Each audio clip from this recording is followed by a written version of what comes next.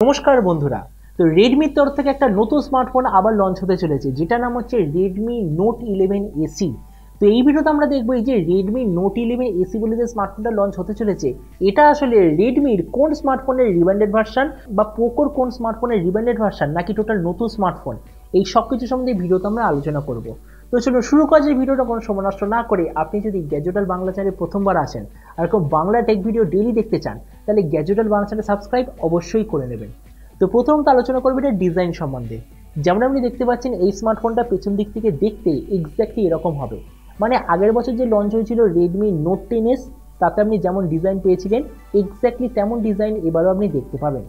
তো এই স্মার্টফোনটার থিকনেস হলো 8.3 মিলিমিটার আর এর ওয়েট হবে 179 গ্রাম। ডিসপ্লের দিক থেকে আপনি নিতে পাবেন 6.43 inch full HD plus 60 hertz super AMOLED display. তার সঙ্গে আপনার থাকবে 180 হার্জের টাচ স্যাম্পলিং রেট। এর ডিসপ্লের ম্যাক্সিমাম ব্রাইটনেস হলো 1100 নিটস। আর এর ডিসপ্লের প্রোটেকশনের দিক থেকে আপনি নিতে পাবেন গোরিলা গ্লাস 3 এর প্রোটেকশন।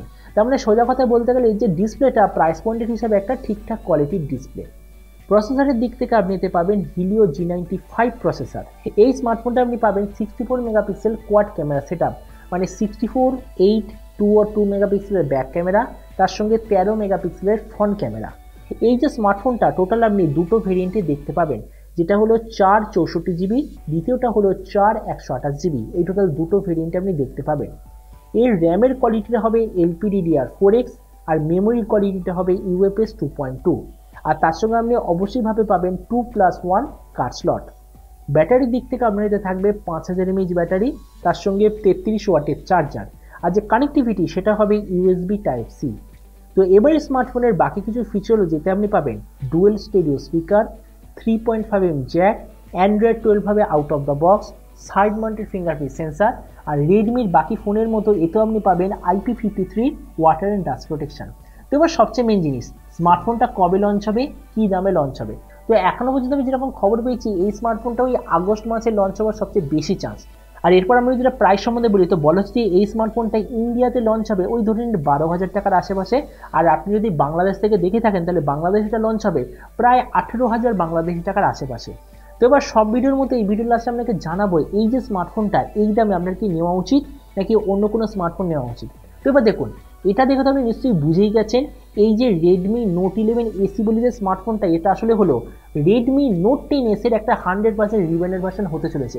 মানে পুরোপুরি কপি, কোনো কিছু চেঞ্জেস হবে না। তো ওই স্মার্টফোনটা 664GB ভেরিয়েন্ট ইন্ডিয়াতে অ্যাভেলেবেল 15,000-এ। তার মানে এটা তো অবভিয়াসলি আসবে 12 থেকে 13,000 টাকার মধ্যে। তো এবার আমরা যদি এই প্রাইস পয়েন্টের বাকি স্মার্টফোনের সঙ্গে কম্পেয়ার করি, এর যে ডিসপ্লে অবভিয়াসলি ভালো, কেননা সুপার অ্যামোলেড ডিসপ্লে। এই প্রাইস পয়েন্টে খুব কম কোম্পানি আপনাকে সুপার অ্যামোলেড ডিসপ্লে দেবে। প্রসেসর হিলিও G95, হতে পারে একটু পুরনো প্রসেসর, কিন্তু স্ন্যাপড্রাগন 680 বা হিলিও G88 এর চেয়ে ডেফিনেটলি অনেক ভালো প্রসেসর।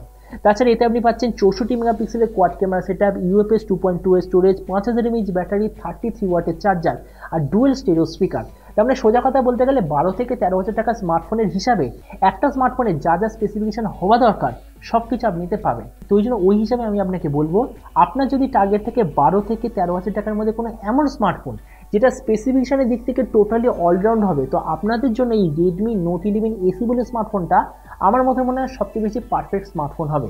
আর এটাও বলে দিই, এই স্মার্টফোনটাই ইন্টারন্যাশনাল মার্কেটে লঞ্চ হবে পোকো F5s বলে। তো হতে পারে আপনি যদি ভিডিওটা বাংলাদেশ থেকে দেখে থাকেন তাহলে বাংলাদেশে সেম স্মার্টফোনটা লঞ্চ হবে পোকো M5s বলে, এটার একটা চান্স আছে। তো ওই জন্য পোকো M5s অথবা রেডমি নোট 11 এসি যাই লঞ্চ হোক না কেন, এই দামে এটা লঞ্চ হবে।